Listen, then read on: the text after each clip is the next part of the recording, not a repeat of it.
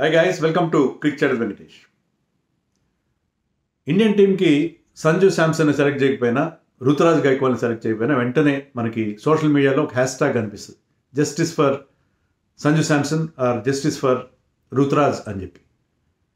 అదే సర్ఫరాజ్ ఖాన్ని కనీసం ఇండియా ఏ టీంకి సెలెక్ట్ చేయకపోయినా కూడా, with all his credentials, all the tons of runs that he makes in domestic cricket or even in his brief international cricket, ఎవ్వరు కూడా ఏం మాట్లాడలేదు. ఏదో కొద్ది వాయిసెస్ వినిపిస్తున్నాయి అంతే.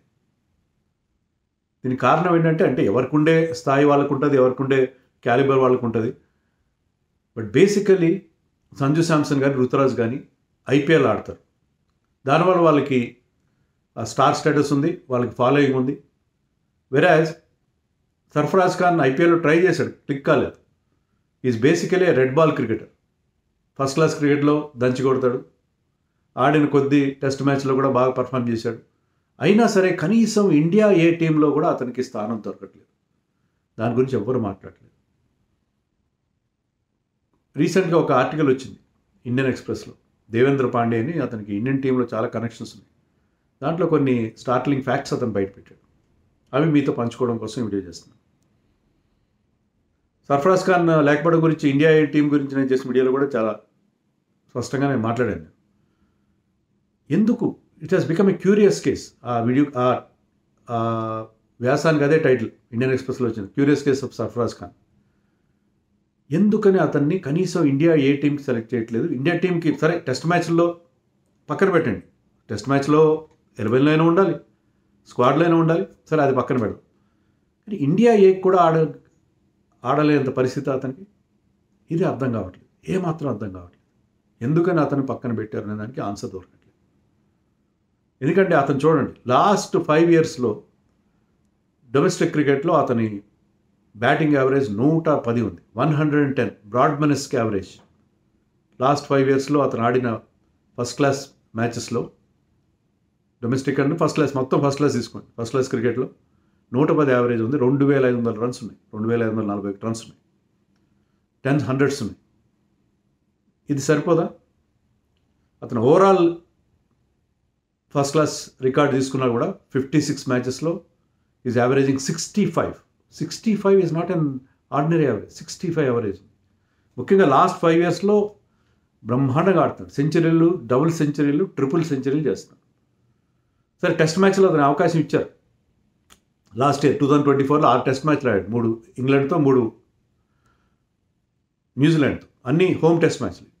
ఆ మూడిట్లో ఒక 100 చేశాడు. బెంగళూరులో టఫ్ పిచ్, న్యూజిలాండ్తో 150 చేశాడు.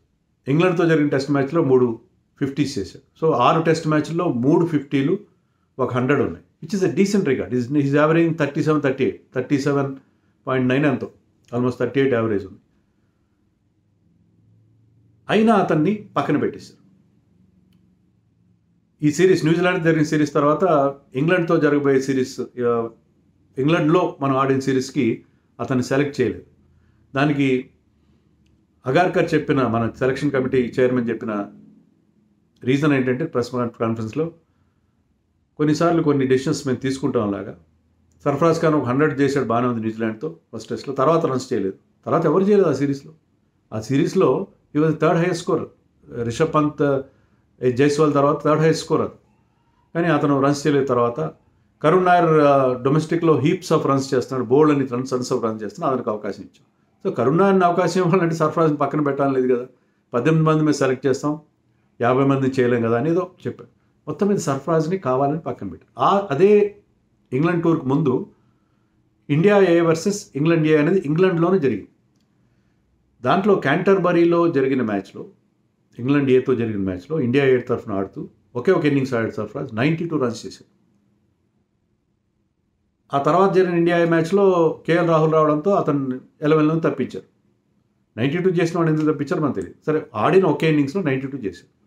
సో టెస్ట్ మ్యాచ్లో ఇండియాలో ఆడి బాగా ఆడాడు, బయట ఆడలేడేమో అనుకోవడానికి లేదు కదా. అక్కడ 92 చేశాడు, ఇంగ్లాండ్ కండిషన్స్లో 92 చేశాడు. తర్వాత అదే టూర్లో ఇండియా ఏ టీంకి వర్సెస్ మన ఇండియా సీనియర్ టీంకి మధ్య మ్యాచ్ జరిగింది. ఇంట్రా స్క్వాడ్ మ్యాచ్ అని జరుగుతుంది కదా. దాంట్లో బుమ్రా, సిరాజ్, ఆకాష్దీప్ బౌలింగ్ ఫేస్ చేస్తూ 102 రన్స్ చేశాడు. సో ఇంగ్లాండ్లో కూడా రన్స్ చేశాడు, అతనికి అవకాశం లేదు. సరే, న్యూజిలాండ్తో జరిగిన సిరీస్ ముందు మధ్యలో ఇంకొకటి ఉంది, ఆస్ట్రేలియాకి అతను సెలెక్ట్ అయ్యాడు. న్యూజిలాండ్తో చేసిన సిరీస్ తర్వాత ఆస్ట్రేలియాకి వెళ్ళాడు. ఆస్ట్రేలియాలో 5 టెస్ట్ మ్యాచ్లో అతనికి అవకాశం లేదు, ఒక్క మ్యాచ్లో కూడా అవకాశం లేదు. మన మిగతా బ్యాటింగ్ ఫెయిల్ అయింది. అతను కనీసం కొన్నిసార్లు దేవేంద్ర పాండే రిపోర్ట్ ప్రకారం నెట్స్లో కూడా అతను బ్యాటింగ్ ఇవ్వలేదు, కనీసం నెట్స్లో కూడా అతనికి ప్రాపర్ బ్యాటింగ్ ఇవ్వలేదు. మొత్తం టూర్ అంతా టీంతో పాటు ఉన్నాడు, నెట్స్లో కూడా అతను బ్యాటింగ్. ఎందుకు అతని మీద అంత సవతి తల్లి ప్రేమ అర్థం కాదు. అప్పట్లో వచ్చిన న్యూస్ ఏంటంటే అతను డ్రెస్సింగ్ రూమ్ మ్యాటర్స్ లీక్ చేస్తున్నాడు. అలాగే క్లియర్గా చెప్పచ్చు కదా, ఒకవేళ అదే నిజమైతే అతను అది మనకి లీక్ రూపంలో దాన్ని బయట పెట్టారు. ఎవరిచ్చారు లీక్ అన్నా మనకు తెలియదు, లీక్ రూపంలో బయట పెట్టారు, డ్రెస్సింగ్ రూమ్ మ్యాటర్స్ లీక్ చేస్తున్నాడు సర్ఫరాజ్ ఖాన్ అని చెప్పి అన్నారు. మరి అదే నిజమైతే మీరు డిసిప్లినరీ యాక్షన్ తీసుకోవచ్చు కదా అని చెప్పొచ్చు. డిసిప్లినరీ యాక్షన్ తీసుకున్నాం అతని మీద అలా చెప్పండి. అలా కాకుండా అతను ఎందుకు పక్కన పెడుతున్నారు? సరే, రీసెంట్గా అప్పుడు ఇంగ్లాండ్ టూర్కి సెలెక్ట్ చేయనప్పుడు అతనికి ఒక మెసేజ్ వచ్చిందంట, అంటే దేవేంద్ర పాండే రాసిందే ఏంటంటే, నీకు సరే నిన్ను ఇంగ్లాండ్ టూర్కి సెలెక్ట్ చేయట్లేదు, డొమెస్టిక్లో డొమెస్టిక్ కాదు, మన ఇండియాలో జరగబోయే టెస్ట్ మ్యాచ్లకి నీకు సెలెక్షన్ చేస్తామని చెప్పారు. ఈ లోపల సర్ఫరాజ్ ఇంజర్డ్ అయ్యి మన సెంటర్ ఆఫ్ ఎక్సలెన్స్లో అతను రిహాబిలిటేషన్ చేస్తున్నాడు. వెస్టిండీస్తో రీసెంట్గా జరిగిన సిరీస్కి అతను సెలెక్ట్ చేయలేదు. దానికి రీజన్ ఏం చెప్పారంటే అతను ఈజ్ ఇంజర్డ్ అని చెప్పారు. టీమ్ సెలక్షన్ ఎప్పుడు జరిగింది? సెప్టెంబర్ 25న జరిగింది. Sarfaraz Khan was declared fit on September 27th, 2 రోజుల తేడాలో. అంటే he was almost fit at the time of selection. కొంతమంది క్రికెటర్స్కి సబ్జెక్ట్ టు ఫిట్నెస్ అని సెలెక్ట్ చేస్తారు. మరి అంత ఫిట్నెస్కి దగ్గరగా ఉన్నవాడు 2 రోజుల్లో అతనికి ఫిట్నెస్ రాబోతున్నప్పుడు సబ్జెక్ట్ ఫిట్నెస్ అది సెలెక్ట్ చేయొచ్చు కదా, చేయలేదు. అతనికి అప్పుడు చెప్పారు, ఇంగ్లాండ్ టీంకి నేను సెలెక్ట్ చేయట్లేదు ఇంగ్లాండ్ టూర్కి, ఎందుకంటే నీకు డొమెస్టిక్ మ్యాచెస్లో అవకాశం ఇస్తాం, ఇక్కడ కరుణ్ నాయర్కి ఇస్తామని అతనికి ఏదో మెసేజ్ చెప్పినట్టుగా ఉంది. అలా చెప్పిన వాళ్ళు అతను ఇంజరీ నుంచి రావడంతో 2 రోజులు తేడా, సో పని కట్టుకుని అతన్ని పక్కన పెడుతున్నారని మనకి క్లియర్గా అనిపిస్తుంది, చాలా క్లియర్గా అనిపిస్తుంది. పోనీ అతని ఫిట్నెస్ గురించి కూడా చాలామంది మాట్లాడు, చాలా ఓవర్ వెయిట్ ఉన్నాడు, ఓవర్ వెయిట్ అన్నా బాగా క్విక్గా రన్స్ చేశాడు. కానీ ఈ మధ్యకాలంలో అతను 17 కిలోలు దిగాడు, 17 kgs, he lost 17 kgs, which is phenomenal. He is looking very lean and fit nowadays. రీసెంట్గా అతను ఇంజరీ నుంచి వచ్చిన తర్వాత, ఇంజరీ నుంచి రాకముందు కూడా బుచ్చిబాబులో 2-3 హండ్రెడ్స్ చేశాడు. బుచ్చిబాబు అనేది అది ఫస్ట్ క్లాస్ క్రికెట్ ఇది రాదనుకుంటా, బట్ స్టిల్ చాలా highly competitive tournament in Chennai. సరే, ఇంజరీ నుంచి వచ్చిన తర్వాత ముంబై తరఫున రంజీ మ్యాచ్ ఆడాడు జేఎండ్కే, జమ్మూ కాశ్మీర్. చాలా రిలేటివ్లీ లో స్కోరింగ్ మ్యాచ్ అది, ఎందుకంటే సెకండ్ ఇన్నింగ్స్లో చాలా లో స్కోరింగ్. ఫస్ట్ ఇన్నింగ్స్లో 42 చేసి రన్అట్ అయ్యాడు, సెకండ్ ఇన్నింగ్స్లో 32 క్రూషియల్ రన్స్ చేశాడు. ఆ మ్యాచ్ ముంబై గెలిచింది. సో 42 and 32 అంటే అతని హై స్టాండర్డ్స్లో తక్కువే, కానీ still it was amongst runs. మరి అయినా సరే అతన్ని ఎందుకు సెలెక్ట్ చేయట్లేదు, ఇండియా ఏకి ఎందుకు సెలెక్ట్ చేయట్లేదు? ఆయుష్ మాత్రే లాంటి ఒక 18-year-old బాయ్ని సెలెక్ట్ చేశారు. అతను ఇమీడియట్గా మీరు టెస్ట్ మ్యాచ్లో ఆడిస్తారు. ఓపెనింగ్ బ్యాట్స్మెన్ ఇక్కడ ఖాళీ ఉందా? KL Rahul and Jaiswal opening. So Ayush మాత్రని సెలెక్ట్ చేశారు. మీకు పడిక్కల్ లాంటి వాళ్ళు టీంలో ఉన్నారు. ఆయుష్ మాత్ర ఈ 28-year-old సర్ఫరాజ్ని పక్కన పెట్టేశారు. ఎందుకు చేయట్లేదు ఎవ్వరికి? పోనీ అతనికి ఏమైనా కమ్యూనికేషన్ ఉందా? లేదు. పోనీ రంజీ మ్యాచ్లో ఆడు నువ్వు వాళ్ళు ఇదే దేవేంద్ర పాండే మళ్ళీ నిన్న ఒక రిపోర్ట్ పెట్టాడు. అదేంటంటే ముంబై కెప్టెన్ శార్దుల్ ఠాకూర్ అన్నాడంట, సర్ఫరాజ్ ఖాన్ ఇండియా ఆడాల్సిన అవసరం లేదు, అతను కానీ రంజీలో బాగా ఆడితే డైరెక్ట్గా టెస్ట్ మ్యాచ్లోకి వస్తాడు. ఎలా వస్తాడు? మరి అలాంటప్పుడు ఇంగ్లాండ్తో జరిగిన ఇండియా మ్యాచ్లో ఎందుకు ఆడిచ్చారు అతన్ని? చాలామంది ఆడుతున్నారు కదా, ఎవరైతే రెగ్యులర్గా ఇండియా తరఫున ఆడుతున్నారు వాళ్ళు కూడా ఇండియా ఆడుతున్నారు. ఇండియా కూడా ఆడకుండా, కనీసం సౌత్ ఆఫ్రికాతో ఆడకుండా అతను పక్కన పెట్టడంలో ఏమాత్రం అర్థం కావాలి. కానీ డిసిప్లినరీ రీజన్ ఉంది, అతను ఏదో డ్రెస్సింగ్ రూమ్ మ్యాటర్స్ బయట పెట్టడం అనేది చాలా సీరియస్ థింగ్, అది తప్పు.